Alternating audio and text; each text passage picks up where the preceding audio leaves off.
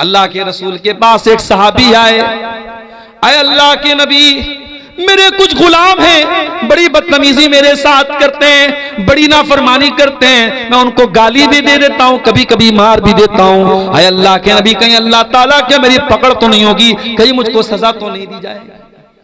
आपने फरमाया, ऐ मेरे सहाबी, तुम्हारे जो गुलाम तुम्हारी नाफरमानी करते हैं, तुम्हारे साथ जो बदतमीजी करते हैं, अल्लाह ताला के उसको भी तौला जाएगा, और तुम जो सजा देते हो उसको भी तौला जाएगा। अगर तुम्हारी सजा कम होगी और उनकी नाफरमानी ज्यादा होगी, कान लकल फजलू, तो तुम्हारा फायदा हो जाएगा, तुम्हें उनकी कुछ नेकियां मिल जाएंगी, तुम्हारे कुछ गुनाह उनको दे दिए जाएंगे। लेकिन ऐ मेरे सहाबी, अगर तुम्हारे गुलामों की बदतमीजी कम निकली, उनकी नाफरमानी कम निकली और तुम्हारी सजा ज्यादा निकली, तो फिर तुम्हारा नुकसान हो जाएगा और तुम्हारी कुछ नेकियां कम हो जाएंगी और उनके कुछ गुनाह तुम्हारे ऊपर लाद दिए जाएंगे। नबी ने इतना कहा, सहाबी एक कोने में गए, ज़ारो कतार रोने लगे, दहाड़े मार मार के रोने लगे और कहने लगे, अल्लाह के नबी, मैं अपने गुलामों को सजा तो देता हूं, मगर मैं नाप तौल के नहीं देता हूं, मैंने नाप तौल के तो नहीं दिया है, मुझे क्या पता कहीं अगर मेरी सजा ज्यादा हो गई और उनकी नाफरमानी कम हो गई, अरे अल्लाह के नबी, तब तो मेरा बहुत नुकसान हो जाएगा। आपने फरमाया, ऐ मेरे सहाबी, क्या तूने कुरान की आयत नहीं पढ़ी है? अल्लाह ने कुरान में फरमाया, व नज़उल मवाज़ीनल क़िस्त लियौमिल क़ियामह, हम क़यामत के दिन इंसाफ का तराजू रखेंगे। व इन काना मिस्काल हब्बतिन मिन खरदलिन अतैना बिहा, और एक राई के दाने के बराबर भी अगर कोई चीज होगी, अल्लाह के तराजू पर तुम्हारे सामने आ जाएगी। व कफा बिना हासिबीन, और अल्लाह जब हिसाब लेगा तो एक एक चीज का हिसाब लेगा। ऐ मेरे साहबी, तुमने अपने गुलामों को जो सजा दी है वो तो तौली जाएगी, वो तो नापी जाएगी। साहबी ने कहा, ऐ अल्लाह के रसूल, मैं इतना बड़ा खतरा मोल नहीं ले सकता, मैं इतना बड़ा रिस्क मोल नहीं ले सकता, मैं आपको गवाह बना के कहता हूं, इन्नी उशहिदुकुम अला अन्नहुम अहरारुन कुल्लुहुम, ऐ अल्लाह के नबी, मैं आपको गवाह बना के कहता हूं, मैं अपने सारे गुलामों को आजाद कर रहा हूं। आज देश से भ्रष्टाचार क्यों नहीं खत्म हो रहा है? क्यों ये करप्शन हो रहा है? क्यों ये पुल टूट जाते हैं? क्यों ये सड़कें खराब बनती हैं? क्यों ये चोरी होती है? क्यों ये बेईमानी होती है?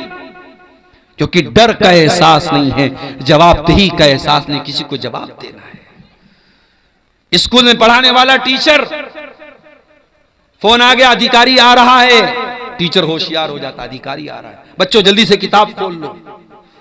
टाइम से सारे टीचर स्कूल में आ गए, अधिकारी आ रहा है। तुम्हें दुनिया के ऑफिसर का इतना डर है कि तुम दुनिया के ऑफिसर के आने पर अपने काम को सही तरीके से करने लगते हो। काश है दुनिया वालों, तुमको अपने ऊपर उस जात का भी इतना डर पैदा हो जाए, उसकी पकड़ का भी इतना डर पैदा हो जाए, जो हर लम्हा तुम्हारे ऊपर नजर रखे हुए, जो तुम्हारी एक एक एक्टिविटी को जो जात देख रही है। मेरे प्यारे भाइयों, दुनिया में स्कूल में बच्चा फेल हो जाता है, स्टूडेंट फेल हो जाता है, उसका रिजल्ट उसको दिया जाता है। स्कूल में बच्चे के माँ बाप आते कहते, हमारा बच्चा तो बहुत अच्छा इम्तिहान दे के गया, आपने फेल कैसे कर दिया? स्कूल वाले कहते हैं, ठीक है, अपने आपके बच्चे की कॉपी निकलवा लेते हैं। बच्चे की कॉपी निकलवाई जाती है और कॉपी दिखा करके टीचर दिखा देता है, देख लीजिए आपके बच्चे ने क्या लिखा था और क्या उसको नंबर मिला है। ये दुनिया का एक सिस्टम है। कयामत के दिन का सिस्टम क्या होगा? अल्लाह फरमाता है, वो मेरे बंदो कान खोल करके सुन लो, वकुल्ला इंसानिन अलज़मनाहु ताइरहु फी उनुक़िही व नुख़रिजु लहू यौमल क़ियामति किताबन यल्क़ाहु मंशूरा। ऐ मेरे बंदो, हम कयामत के दिन हर इंसान की गर्दन में उसका नाम-ए-आमाल टांग देंगे, उसकी जिंदगी भर की किताब टांग देंगे, उसका जिंदगी भर का कच्चा चिट्ठा उसकी गर्दन में टांग देंगे और हम कहेंगे, इक़रा किताबका कफ़ा बिनफ़्सिकल यौमा अलैका हसीबा। ऐ मेरे बंदे, आज हम तेरा हिसाब नहीं लेंगे, आज तू खुद अपना हिसाब कर ले। तेरी किताब क्या बोल रही है, तेरे नामे आमाल क्या बोल रहे हैं, तो खुद अपना हिसाब कर ले। हमें कुछ बताने की, कहने की जरूरत नहीं है। दुनिया में अपराधी जेल में जाता है, बड़ा अपराधी होता है तो जेल में उसके वीआईपी ट्रीटमेंट मिलता है, जेलर से उसकी दोस्ती हो जाती है। बाज अपराधियों के बारे में तो यहां तक मिला कि उनको जेल में एसी कमरा मिलता है, पसंद का खाना मिलता है, मुर्गा मिल रहा है, मटन मिल रहा है। जेल न हुई साहब, घर से अच्छा हो गया। अल्लाह ताला के ऐसा कोई सिस्टम नहीं है। अल्लाह के यहां जो मुजरिम है उसको कोई बचाने वाला नहीं है। और कयामत के दिन अगर मुजरिम सोचेगा मैं झूठी गवाही दे के बच जाऊं, मैं झूठ बोल के बच जाऊं, अल्लाह फरमाता है अल यौमा नख्तिमु अला अफवाहिहिम व तुकल्लिमुना अयदीहिम व तशहदु अर्जुलुहुम बिमा कानू यक्सिबून। मेरे बंदो, हम तुम्हारे मुंह पर आज मुहर लगा देंगे। आज तुम्हारा हाथ तुम्हारे खिलाफ गवाही देगा, तुम्हारा पैर तुम्हारे खिलाफ गवाही देगा। हाथ बोलेगा क्या क्या तुमने किया है, पैर बोलेगा क्या क्या तुमने किया है। हत्ता इज़ा मा जाऊहा शहीदा अलैहिम समूहुम व अबसारुहुम व जुलूदुहुम बिमा कानू यामलून। इंसान के कान उसके खिलाफ गवाही देंगे, इंसान की आंखें उसके खिलाफ गवाही देंगी, इंसान की चमड़ी उसके खिलाफ गवाही देगी। वक़ालू लिजुलूदिहिम लिमा शहीदतुम अलैना, और इंसान अपनी चमड़ी से कहेगा तू कैसे बोल रही है। क़ालू अंतक़नल्लाहुल्लज़ी अंतक़ कुल्ल शै, इंसान की चमड़ी कहेगी आज अल्लाह ने हमको बोलना सिखाया, हम बोल सकते हैं। जब आज एआई का दौर आ गया, एआई के दौर में इतनी चीजें जो इम्पॉसिबल थी पॉसिबल हो गई। आप यहां बैठे हैं, यहां पलसा में बैठे, आपका फोटो मैंने यहां लिया है और उस फोटो को मैं वीडियो बना के ताजमहल के पास आपको पहुंचा सकता हूं, जामा मस्जिद के पास आपको पहुंचा सकता हूं। एआई के जरिए सब मुमकिन है।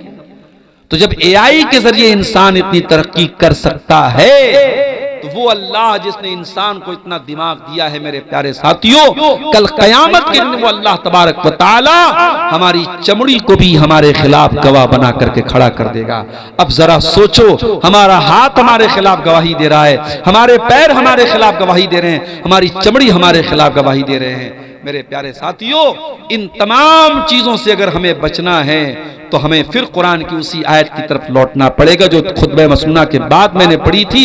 हमें अल्लाह के जिक्र से अपना ताल्लुक जोड़ना पड़ेगा। मैं ये नहीं कहता कि आप कारोबार ना करें, आप रोजी रोटी ना कमाएं, यकीनन बेशक आप खूब पैसा कमाएं, हमारे मदरसे नहीं चलेंगे अगर आप पैसा नहीं कमाएंगे, हमारी मस्जिदें बंद हो जाएंगी अगर आप पैसा नहीं कमाएंगे। आपका पैसा कमाना, दौलत कमाना ये बुरा नहीं है, मगर दौलत को सब कुछ समझ लेना ये बुरा है। इसीलिए अल्लाह ने हमें जो दुआ सिखाई कुरान में, रब्बना आतिना फिद दुनिया हसना व फिल आखिरति हसना व क़िना अज़ाबन्नार। ऐ अल्लाह, हमको दुनिया में भी तू भलाई अता फरमा और आखिरत में भी हमको भलाई अता फरमा और जहन्नम की आग से हमको बचा ले। और इसीलिए अल्लाह ताला ने कारून जैसे पैसे वाले को नसीहत की, फरमाया वब्तग़ि फ़ीमा आताकल्लाहु दारल आखिरा। ऐ कारून, तुझको जो दौलत मिली, जो पैसा मिला, इस दौलत के जरिए तू आखिरत की तैयारी कर। वला तंसा नसीबक मिनद दुनिया, और दुनिया में जो तेरा हक है उसको तू मत भूल। दुनिया में जो तेरा हक है, जो हिस्सा है, उसको मत भूल, लेकिन आखिरत की तैयारी कर। मेरे प्यारे साथियों, हमारा जो बुनियादी मकसद होना चाहिए वो आखिरत की तैयारी होना चाहिए। दुनिया की ये 4 दिन की जिंदगी है, ये दगाबाज जिंदगी है, ये बेवफा जिंदगी है, ये धोखे का सामान है। इस दुनिया की जवानी हमेशा नहीं, इस दुनिया की ताकत हमेशा नहीं, इस दुनिया की खूबसूरती हमेशा नहीं, इस दुनिया की दौलत हमेशा नहीं। जिस दिन सांस टूटेगी, जिस दिन दिल की धड़कन बंद होगी, सब ठाट पड़ा रह जाएगा। जब लाद चलेगा बंजारा, न हमारी कफन में कोई जेब होगा, न हमारी कब्र में हमको कोई रोशनी करने वाला न होगा, न हमारे बच्चे हमारे साथ कब्र में उतरेंगे, सब हमें छोड़ के मिट्टी दे के हाथ झाड़ के चले जाएंगे। जब कब्र पर हमें लोग मिट्टी देंगे तो गोया कहेंगे लहद तक आपकी ताजीम कर दी, लहद तक आपकी ताजीम कर दी, अब आगे आपके आमाल जाने।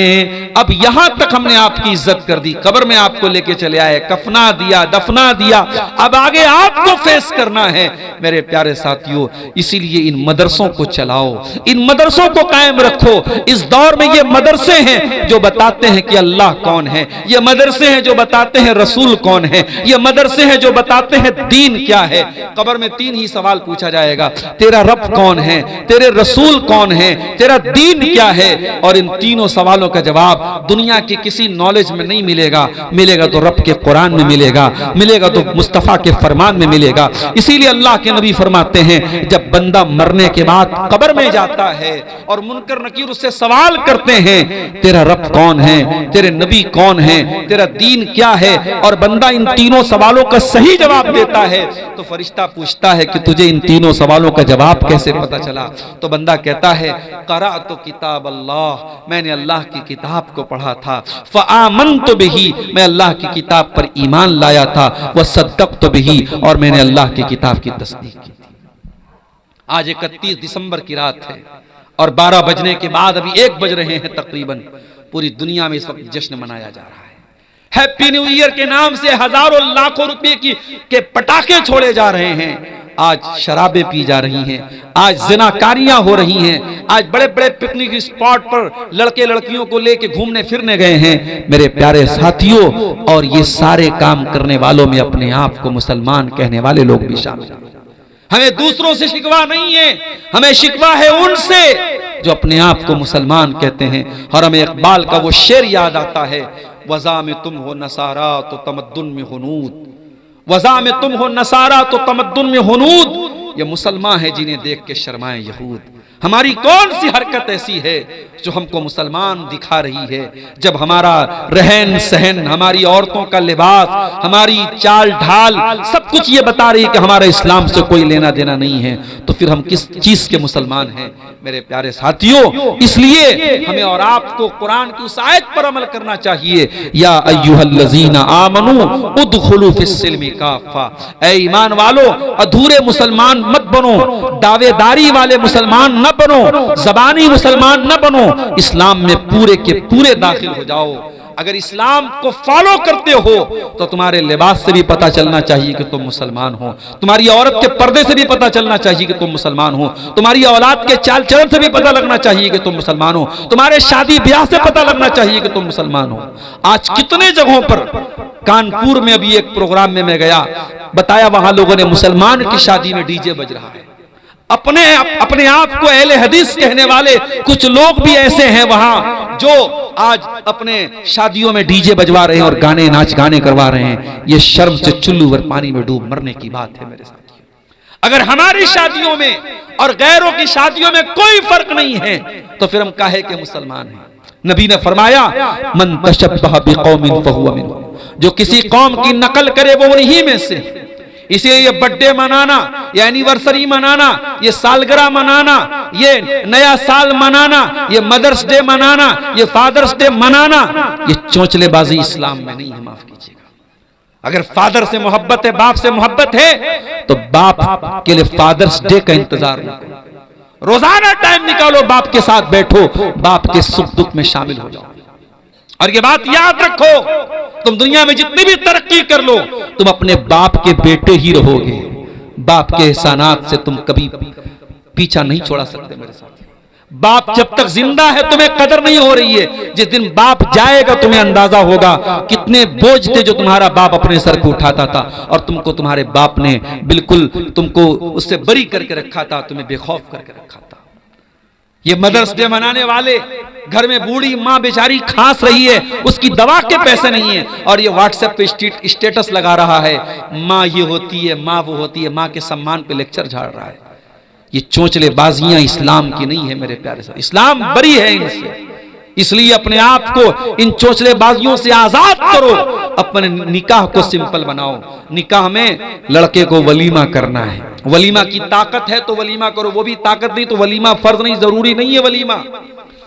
और मैं कभी कभी सोचता हूं लोग बैंक से लोन लेके शादियां करते हैं। इसी बिहार में मेरे पास नमूने मौजूद हैं, लोगों ने बताया मौलाना अपना खेत बेच के लड़की की शादी लोग करते हैं, जमीनें बेच के लड़की की शादी करते हैं। और ये सारी कुर्बानी देकर जब आप शादी करते हैं और लोगों को दावत खिलाते हैं तो ये बेगैरत लोग आपके यहां आकर के दावत खाएंगे, हाथ धो के चले जाएंगे और कहेंगे अरे यार खाना बहुत अच्छा नहीं था, चावल ऐसा था तो गोश्त ऐसा था तो रोटी ऐसी थी, वो कमेंट करके चले जाएंगे। इसका मतलब यह हुआ कि हम हजारों लोगों को जो खाना खिला रहे हैं अपनी गाड़ी कमाई से, कर्जे लेकर, लोन लेकर, ये हमारे कोई खैर खा लोग नहीं है। कहीं कहीं तो बारात लौट गई है साहब, बारात के मतलब का नाश्ता नहीं मिला, बारात के मतलब का खाना नहीं, बारात लौट जाती है। इतने बेगैरत हो चुके हैं मेरे प्यारे साथियों हम और आप। एक इंसान न जाने कहां कहां से इंतजाम करके अपनी बेटी की शादी करता है, उसकी इज्जत का सवाल होता है, और वहां बाराती जाकर के वहां एटीट्यूड दिखाता है कि हमें ये नाश्ता चाहिए और हमें वो नाश्ता, हमें देसी मुर्गा चाहिए और हमें ये चाहिए। वहां जाकर के तुम नौटंकी करते हो, चुल्लू भर पानी में डूब मरना चाहिए। न इस्लाम में बारात की कोई हैसियत है, न जहेज की कोई हैसियत है, न ये बारातियों के एटीट्यूड की कोई हैसियत है। नबी ने 9 शादियां, नबी की 9 बीवियां एक साथ थी, नबी ने टोटल 11 शादियां की। नबी की बीवियों में कौन सी बीवी की शादी के मौके पर नबी बारात लेके गए, जरा बता दो हमको। नबी की 4 बेटियां थी, कौन सी बेटी को नबी ने जहेज दिया, जरा बता दो हमें। आज हम और आप अपने आप को अहले हदीस बोलते हैं, हमारा हाथ सीने पर, हम नमाज में रफुल यदैन करने वाले, आमीन जोर से बोलने वाले, सिर्फ हम नमाज के अहले हदीस हैं, सिर्फ हम इबादत में अहले हदीस हैं? नहीं मेरे साथी, हमें अपनी शादियों में भी अहले हदीस बनना पड़ेगा, हमें अपने लेन देन में भी अहले हदीस बनना पड़ेगा। अहले हदीस वो है जो कुरान और हदीस पर चलने वाला हो, जिसका अखलाक भी कुरान और हदीस वाला, जिसकी शादी ब्याह भी कुरान और हदीस वाली, जिसका लेन देन भी कुरान और हदीस वाला। आज अफसोस की बात है कितने हमारे इसी सीमांचल के इलाके में मैं देखता हूं नमाज से कोई मतलब नहीं, पैसा आ रहा है, मदरसे में खूब चंदा दे रहे हैं, मस्जिद में खूब चंदा दे रहे हैं, नमाज से कोई मतलब नहीं। अल्लाह की रस्सी बहुत ढीली करके रखी, अल्लाह ने जिन रस्सी टाइट कर लेगा तुम्हें सड़क पर आते हुए देर नहीं लगेगी। दुनिया में मिसालें मौजूद हैं, कल करोड़पति थे आज सड़क पर आ गए, कल बादशाह थे आज भीख कटोरा मांग के भीख मांग रहे हैं, कटोरा लेकर के। अल्लाह की पकड़ से डरो मेरे भाइयों। अगर तुम नमाज नहीं पढ़ते और तब भी अल्लाह रोजी दे रहा है, तुम अल्लाह को याद नहीं करते तब भी तुम्हारा काम चल रहा है, तो ये मत समझो कि अल्लाह तुमसे खुश है। अल्लाह ने ढील दे के रखी, और जिस दिन अल्लाह रस्सी को टाइट करेगा तुम्हारे पास भागने का रास्ता नहीं बचेगा। इसीलिए अल्लाह कुरान में कहता है रिजालुल्ला तुलहीहिम तिजारतुन वला बैउन अन जिक्रिल्लाह। हकीकत में मर्द वो लोग होते हैं जो कारोबार भी करते हैं, जो लेन देन भी करते हैं, मगर उनका कारोबार उनको अल्लाह के जिक्र से, नमाज से गाफिल नहीं करता है।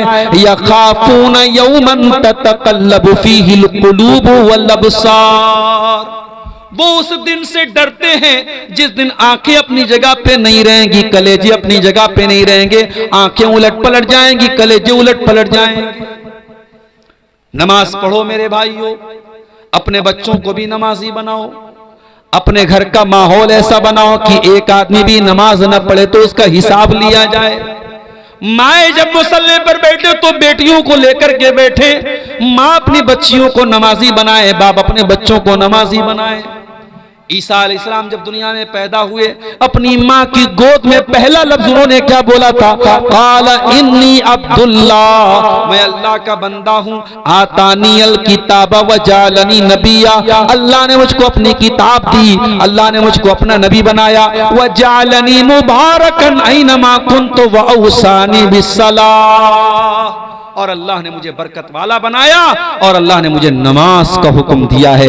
ईसा अलैहिस्सलाम दूध पीते बच्चे हैं, अपनी माँ की गोद में पहला जुमला क्या बोलते हैं? अल्लाह ने मुझे नमाज का हुक्म दिया है। अगर ईसा अपनी माँ की गोद में नमाज की बात कर रहे हैं तो मेरे प्यारे साथियों, हमारी और आपकी जिंदगी में भी नमाज होनी चाहिए।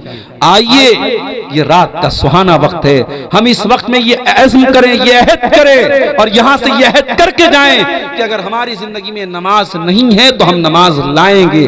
अगर हमारी जिंदगी में अल्लाह का जिक्र नहीं है तो हम जिक्र लाएंगे, हम अल्लाह को याद करेंगे। और याद रखो मेरे भाइयों, मुल्क के हालात बहुत अच्छे नहीं हैं। अभी इस मुल्क में एक मुफ्ती साहब ने जब एक गैर मुस्लिम को, गैर मुस्लिम ही उसको कहा जाएगा, जो अल्लाह को नहीं मानता वो मुसलमान कहाँ है, एक मुल्हिद को एक मुसलमान आलिम दीन ने जब उसको लाजवाब कर दिया तो ये बात बहुत सारे लोगों को हजम नहीं हुई। अब मुफ्ती साहब के पुराने पुराने वीडियोस निकाल करके मुफ्ती साहब के खिलाफ एक माहौल बनाया जा रहा है और दुआ कीजिए अल्लाह खैर का मामला करे, वरना बहुत बड़ी मुसीबत में मुफ्ती साहब को डालने की कोशिश हो रही है। हालात ये है मेरे प्यारे साथियों, और इन हालात में हमारी जिम्मेदारी क्या है? हमारी बहुत बड़ी जिम्मेदारी ये है कि हम अल्लाह से अपना ताल्लुक मजबूत करें मेरे साथियों। अगर अल्लाह हमसे नाराज रहेगा तो हम दुनिया में कभी इज्जत नहीं पा सकते। इज्जत और जिल्लत अल्लाह के हाथ में। वलिल्लाहिल इज्जतु व लिरसूलिही व लिलमुमिनीन। इज्जत अल्लाह के लिए, इज्जत रसूल के लिए, इज्जत ईमान वालों के लिए। व तुइज्जु मन तशा व तुज़िल्लु मन तशा। अल्लाह जिसे चाहता है इज्जत देता है, अल्लाह जिसे चाहता है जिल्लत देता है। अगर हमें दुश्मन की चाल से बचना है, अगर हमें जालिमों के जुल्म से बचना है, तो हमें अल्लाह से अपना ताल्लुक मजबूत करना पड़ेगा मेरे साथियों। इसीलिए अल्लाह कुरान में कहता है फज़कुरूनी अज़कुरुकुम वश्कुरूली वला तकफुरून। मुझे याद करो, मैं तुम्हें याद करूंगा। ऐ मेरे बंदो, जब तुम्हारी जिंदगी में हमारा जिक्र होगा, जब तुम हमको याद करोगे तो हम तुमको याद करेंगे। जब तुम हमारा शुक्रिया अदा करोगे तो हम तुम्हें दुनिया में इज्जत देंगे। मेरा शुक्रिया अदा करो, मेरी नाशुक्री मत करो। इसीलिए अल्लाह ताला को अगर हम याद करेंगे तो अल्लाह ताला हर मौके पर हमको याद रखेगा और हम पर अपने कर्म की बारिश करेगा। इसलिए मेरे साथियों, मुल्क के मौजूदा हालात में जब हमें अपनी जान के मुतालिक, अपनी मसाजिद के मुतालिक, अपनी आबरू के मुतालिक, अपने वजूद के मुतालिक हमें बहुत सारे खतरात और अंदेशे हैं, ऐसे नाजुक मोड़ पर हम हिंदुस्तान में इस वक्त खड़े हैं। हमें और आपको अल्लाह से अपने ताल्लुक को मजबूत करने की जरूरत है मेरे प्यारे साथियों। और कुरान की वही आयत में फिर से रिपीट कर रहा हूं, वमन आरज़ा अन ज़िक्री फ़इन्न लहू मईशतन ज़नका, कि जो मेरे जिक्र से मुंह मोड़ेगा हम उसकी जिंदगी को तंग बना देंगे और उसे कयामत के दिन हम अंधा बना करके उठाएंगे। मेरे प्यारे साथियों, जलसे के जिम्मेदारान ने मुझसे एक बात ये कही थी कि कुछ लोग अभी तक ऐसे हैं इस जलसे में जिन्होंने जलसे को ताउन नहीं किया है और वो आपके हाथ पे आकर के कुछ ताउन करना चाहते हैं। जलसे वालों ने मुझसे गुजारिश की थी कि बहुत पिछड़ा इलाका है और यहाँ इदारे के लिए ताउन की ज़रूरत है। ये इन्होंने भाई साहब ने अच्छा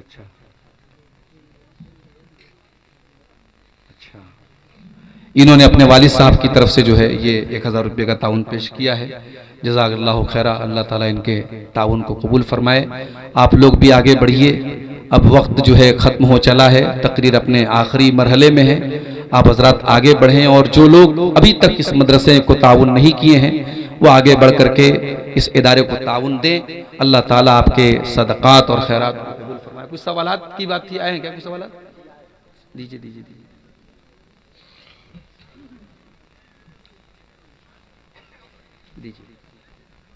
इकट्ठे दीजिए।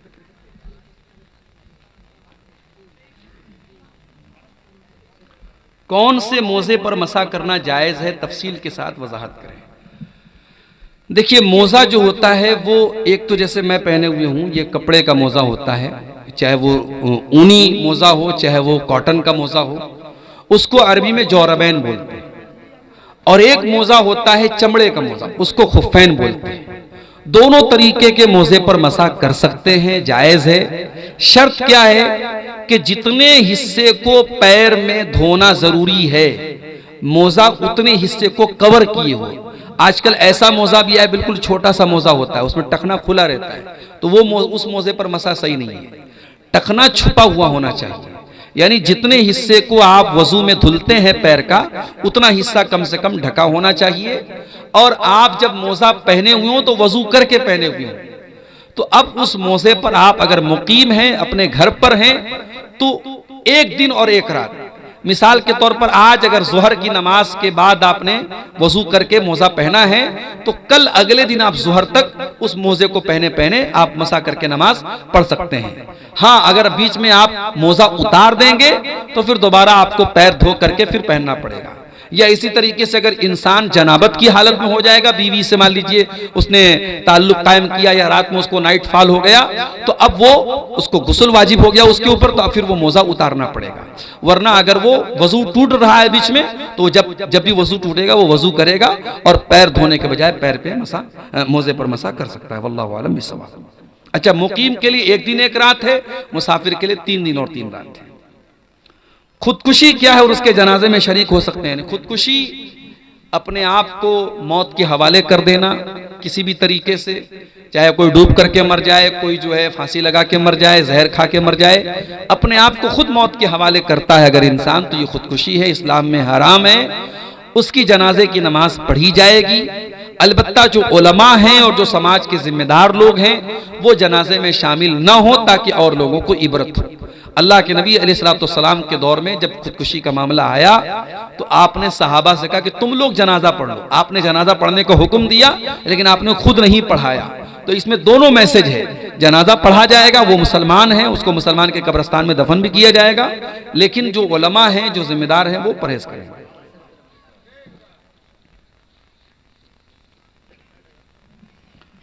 नमाज बाजमात मुक्तदी सूरह फातिहा के अलावा कोई सूरत पढ़े या नहीं? जरूरी तो सिर्फ सूरह फातिहा है। अगर आप इमाम के पीछे नमाज पढ़ रहे हैं तो जरूरी सिर्फ सूरह फातिहा है। अब अगर जैसे सिर्री नमाज है, जोहर की नमाज है, असर की नमाज है, तो उसमें आप इमाम के पीछे सूरह फातिहा के साथ कोई और सूरत भी पढ़ना चाहे तो पढ़ सकते हैं। लेकिन जो जहरी नमाज है, मगरिब, इशा और फजर, उसमें आपको इमाम के पीछे सूरह फातिहा पढ़ के खामोश रहना है और इमाम की तिलावत सुननी है। कादा के बाद आखिरी 2 रकातों में मुक्तदी और इमाम दोनों सूरह फातिहा के अलावा भी और कोई सूरह शामिल करें या ना करें? जो ज़्यादा राजे बात है, जो अल्लाह के रसूल सल्लल्लाहु अलैहि वसल्लम की जो आम सुन्नत थी वो यही थी कि बात की जो 2 रकातें हैं उसमें सिर्फ सूरह फातिहा पढ़ी जाएगी। लेकिन कभी अल्लाह के रसूल उसमें कोई सूरत भी पढ़ लेते थे तो पढ़ सकते हैं, लेकिन आम तरीका अल्लाह के नबी का यही था कि आप उसमें सिर्फ सूरह फातिहा पढ़ते थे, जो तीसरी और चौथी रकात होती है। मियाँ बीवी में से कोई ज़िना करे और फिर उनमें से किसी को पता चल जाए, उनमें से कोई एक दूसरे को अपनी गलती बता दे, तो मियाँ या बीवी उसकी वजह उस वक्त क्या करे?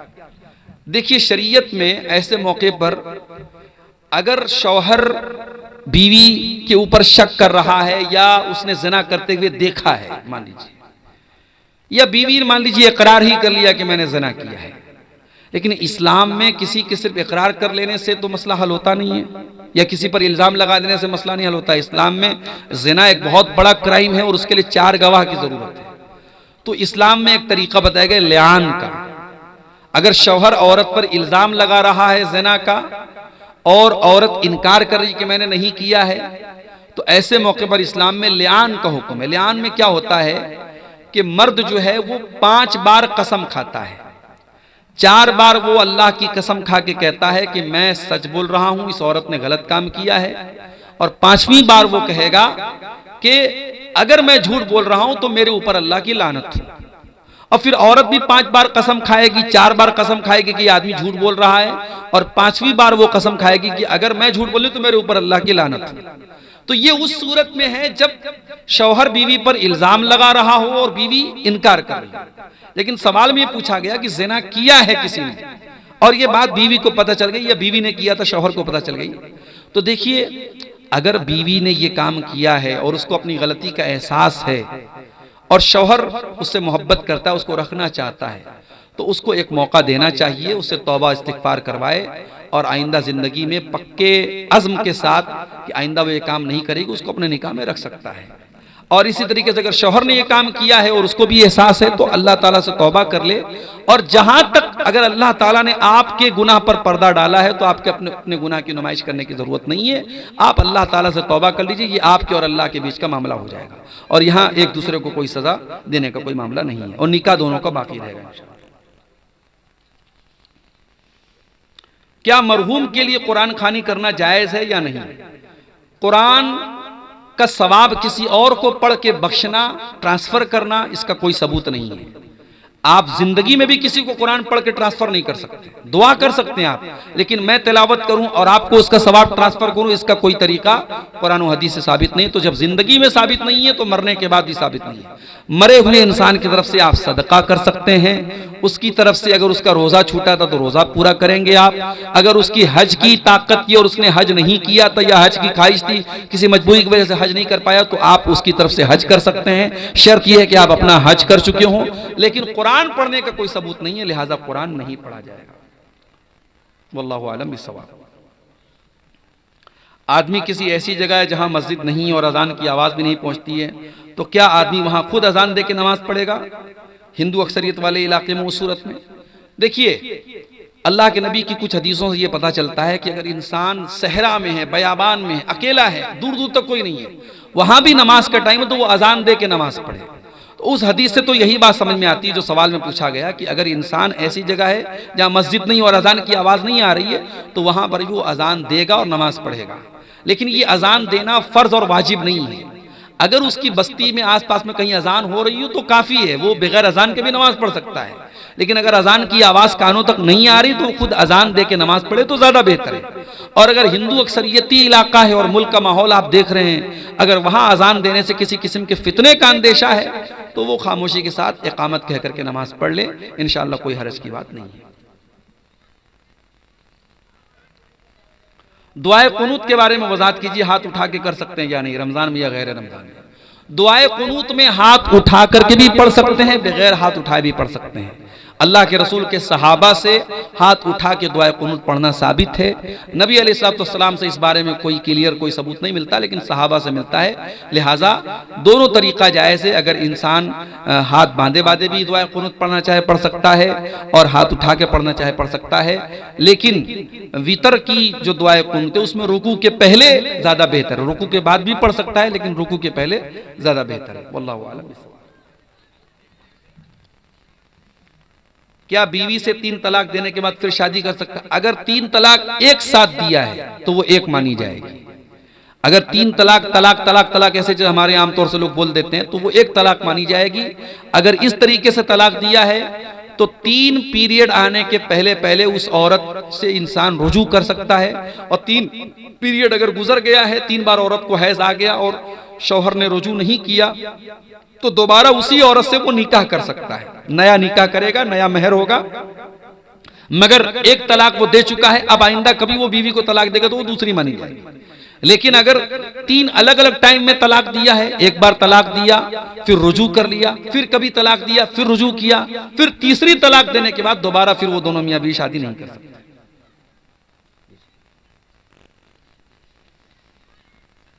गैर मुस्लिम के लिए भलाई की दुआ कर सकते हैं? कर सकते हैं। गैर मुस्लिम की भलाई के लिए दुआ कर सकते हैं, तो हिदायत के लिए भी दुआ कर सकते हैं, है ना।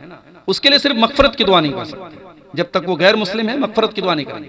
उसकी हिदायत के लिए, उसकी भलाई के लिए, कोई गैर मुस्लिम आपका दोस्त है, वो कारोबार कर रहा है, ठीक है भाई अल्लाह तुम्हारे कारोबार में बरकत दे, ऐसा बोल सकते, कोई हर्ज की बात नहीं। जहेज लेना नाजायज है लेकिन फिर भी लड़की वाले दे तो क्या ले सकते हैं? देखिए, जो चीज गलत है सो गलत है। आप जहां तक मुमकिन हो उसके खिलाफ डटिए, मना कीजिए। और नाजायज तो नहीं इसको उलमा कहते हैं, जहेज लेना कोई नाजायज नहीं है, बस ये एक ऐसी रस्म है, रिवाज है जिसकी वजह से शादी एक बोझ बन गई, खासतौर से लड़की के बाप के लिए। तो आप अगर ले रहे हैं, डिमांड कर रहे हैं तो बहुत गलत है। और अगर आपने इनकार किया और फिर भी लड़की का बाप दे रहा है और आपने ले लिया है तो ये हराम और नाजायज नहीं है। लेकिन अगर इसी तरीके से हर आदमी लेता रहेगा तो बंद कैसे होगा? इसलिए जहां तक मुमकिन हो इसका विरोध करना चाहिए और नहीं लेना चाहिए। वजू की हालत में नाखून काटने से वजू टूटता है या नहीं? नहीं, नाखून काटने से वजू नहीं टूटता। मियां बीवी पूरे नंगे हो करके आपस में मुलाकात कर सकते हैं, कोई हर्ज की बात नहीं है, लेकिन पर्दे का एहतमाम का तकाजा यह है कि इंसान मुकम्मल तरीके से बिल्कुल बेलिबास ना हो। इंसान अगर अपने हाथों से, आजकल जैसे बाज नौजवानों में जो बुराई एक बड़ी आमतौर से पाई जाती है, अपने हाथों से वो जो गलत काम करते हैं उसके बारे में सवाल किया, उसका कफ़ारा क्या है? उसका कोई कफ़ारा नहीं है। इंसान अल्लाह ताला से तौबा इस्तिग़फ़ार करे और आइंदा इस काम के न करने का पक्का इरादा करे, बस यही इसका कफ़ारा है।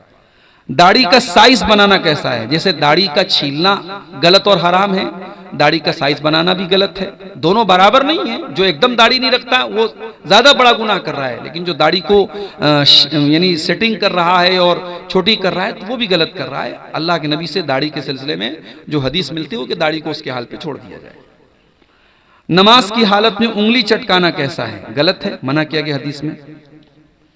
एक रकात वाली वित्र की नमाज में सूरह फातिहा के बाद कितनी सूरत पढ़नी चाहिए और कौन कौन सी? सूरह फातिहा के बाद आप कोई भी सूरत पढ़ सकते हैं एक रकात वाली वितर में। बेहतर है कि आप सूरह इखलास पढ़ लें, कुल हुवल्लाहु अहद, जो अल्लाह के नबी तीसरी रकात में पढ़ते थे, वही एक रकात में आप वही पढ़ लीजिए। और आपको इख्तियार है, आप चाहें तो उसके अलावा भी कोई सूरत पढ़ सकते हैं। वजू करने के बाद शर्मगाह देखने से वजू टूटता है या नहीं? शर्मगाह देखने से वजू नहीं टूटता है। शर्मगाह को बगैर कपड़े के हाथ लगाने से वजू टूटता है। अगर डायरेक्टली कोई शर्मगाह को हाथ लगाएगा तो उसका वजू टूट जाएगा।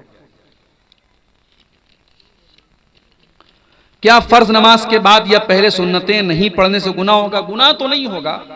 फर्ज तो इंसान के ऊपर जो फर्ज नमाजें वही हैं, लेकिन सुन्नतें जो अल्लाह के नबी पाबंदी से पढ़ते, इसको हम सुन्नतें मुअक्कदा कहते हैं, अगर ये इंसान इसको लगातार छोड़ेगा तो ये अल्लाह के रसूल की मोहब्बत के खिलाफ है, आपकी सुन्नत पर अमल के खिलाफ। अगर आपको नबी से मोहब्बत है तो नबी की सुन्नतों से भी मोहब्बत होनी चाहिए। और जिन चीज़ों को अल्लाह के नबी ने पाबंदी से किया है उनको हमें पाबंदी से करना चाहिए। इसलिए सुनने रवातिब जो हैं, जो सुन्नतें जिनको हम कहते हैं, उनको नहीं छोड़ना चाहिए। क्या कब्रिस्तान में जाके माँ बाप के लिए दुआ करना जायज़ है? बिल्कुल जायज़ है, मगर कोई दिन मत मुतय्यन कीजिए, कोई टाइम मत फिक्स कीजिए। आप कभी भी कब्र पे जाके दुआ कर सकते हैं। और हाँ, कब्रिस्तान जाकर के दुआ करना जरूरी नहीं, आप घर में बैठ के भी दुआ कर सकते हैं, मस्जिद में बैठ के भी दुआ कर सकते हैं। किसी के दिमाग में ये ना रहे कि हम कब्रिस्तान जाएंगे तभी दुआ होगी, लेकिन कभी कभी कब्रिस्तान जाना चाहिए, जा सकते हैं। वलदुज़्ज़िना या बिन्तुज़्ज़िना से शादी करना जायज़ है या नहीं? जायज़ है। उस बेचारे की तो कोई गलती नहीं, उसके माँ बाप उसके गुनाह के जिम्मेदार हैं, उसकी कोई गलती नहीं है। मदरसे में जो सदका आता है उसमें किसका हक होता है? हॉस्टल वाले बच्चे का होता है या जागीर वाले बच्चे का होता है? देखिए, हॉस्टल या जागीर से मतलब नहीं है। मदरसे में जो सदका आता है, अगर वो मदरसा दीनी तालीम दे रहा है और उसमें ज्यादातर गरीब बच्चे पढ़ रहे हैं तो वो तमाम लोगों पर वो पैसा खर्च हो सकता है। हाँ, अगर उसमें कुछ ऐसे बच्चे हैं जो मालदार घर के हैं तो उनको खाने वगैरह का जो पैसा है वो देना चाहिए। बाकी मदरसे की पढ़ाई पर, बच्चों के तालीम पे जो पैसा खर्च हो रहा है तो सदका का पैसा खर्च हो सकता है, कोई हरज की बात नहीं है। ज़कात का पैसा भी उस पर खर्च हो सकता है, क्योंकि अल्लाह ताला ने ज़कात के जो मसारिफ बयान किए हैं उसमें एक वफ़ी सबीलिल्लाह भी है। तो फ़ी सबीलिल्लाह में बहुत सारे उलमा का ये कहना है कि मदारिस भी आते हैं, दीनी इदारे भी आते हैं, क्योंकि यहाँ पे दीन की तबलीग होती है। तो दावत और तबलीग के ताल्लुक से जितनी चीज़ें हैं वो सब फ़ी सबीलिल्लाह में आती हैं, लिहाजा उस पर सदका और ज़कात की रकम खर्च कर सकते हैं। क्या अपनी कमाई से अपना अकीका दे सकते हैं? अगर माँ बाप ने किसी वजह से नहीं किया तो आप दे सकते हैं, कोई हर्ज की बात नहीं है। क्या बकरा के बदले में कोई बड़ा जानवर दे सकते हैं? कुछ उलमा ने इजाज़त दी है बड़े जानवर की, लेकिन कोई मजबूत दलील नहीं है उसकी। हदीसों से जो बात साबित है वो छोटे जानवर की साबित है, लिहाजा बेहतर और औला यही है कि इंसान छोटे जानवर का, भेड़ा हो या बकरा हो, उसी का अकीका दे। बड़े जानवर के अकीका का कोई मजबूत दलील उसकी मिलती नहीं है। गांव में फितरा इकट्ठा करके नमाज अदा करने के बाद तकसीम करते हैं, क्या ये सही है? कुरान और हदीस की रोशनी में जवाब दें। बेहतर ये है कि आप उसको नमाज के पहले ही तकसीम कर दें, इसलिए कि अल्लाह के नबी ने बड़ी सख्ती के साथ कहा है कि फितरा जो है वो हमें ईद की नमाज के पहले पहले निकालना है, और आप उसको जमा करके बाद में तकसीम करना तो ये मुनासिब बात नहीं है। उसको जो भी हकदार हैं पहले ही वहां दे देना चाहिए, चाहे वो इस्तेमाल बाद में करे, लेकिन दे देना चाहिए उसको पहले ही। नमाज जनाजा में तकबीर के साथ रफुल यदैन करें या ना करें? दोनों साबित है। जनाजे की नमाज में आप तकबीर के साथ रफुल यदैन कर भी सकते हैं, नहीं भी कर सकते हैं, दोनों का सबूत मिलता है। पहला बच्चा और दूसरे बच्चे के बीच में अगर 1 साल 2 साल का वक्त लिया जाए तो उसका हलाल तरीका क्या है? देखिए, अगर बच्चों के बीच में गैपिंग आप इसलिए रखते हैं ताकि भाई बच्चों को जैसे 2 साल तक दूध पिलाने की मुद्दत शरीयत ने बताई है, या बीवी की जो सेहत है वो इस लायक नहीं है कि 1 साल के बाद फौरन बच्चा पैदा हो, तो उस सूरत में जब बीवी की सेहत का मसला है या बच्चे की परवरिश का मसला है तो 2 बच्चों के बीच में गैपिंग रखी जा सकती है। उसमें वो तमाम तरीके अपनाए जा सकते हैं जिसमें हमल को जाया ना किया जा रहा हो। अगर हमल प्रेगनेंसी होने के बाद, गर्भ धारण होने के बाद उसको डिस्ट्रॉय किया जाता है तो वो गुनाह है, हराम है।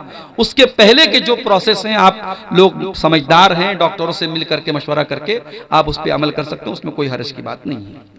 लेकिन कोई परमानेंट तरीका, जैसे नसबंदी होती है परमानेंट, वो हमेशा के लिए बच्चा बंद हो जाता है, तो वो चीज कराना जायज नहीं है। इल्ला ये कि औरत बहुत क्रिटिकल सिचुएशन में हो, डॉक्टरों ने कह दिया हो कि अब आगे अगर बच्चा होगा तो इसकी जान को खतरा है, तो उस सूरत में ऑपरेशन वगैरह कराया जा सकता है। कब्रिस्तान में जूता पहन करके नमाज क्या है? नमाज या मिट्टी देने जाना कैसा है? जा सकते हैं। अल्लाह के रसूल के दौर में लोग जूता पहन के कब्रिस्तान में जाते थे, लेकिन जूता पहनकर कब्र पे चलना ये मुनासिब बात नहीं। अगर आपके कब्रिस्तान में कब्र और बीच का रास्ता अलग अलग नहीं है तो बचना चाहिए। कब्र के ऊपर अल्लाह के नबी ने मुर्दों का भी वैसे एहतराम करने का हुक्म दिया है जैसे जिंदों का एहतराम करना है।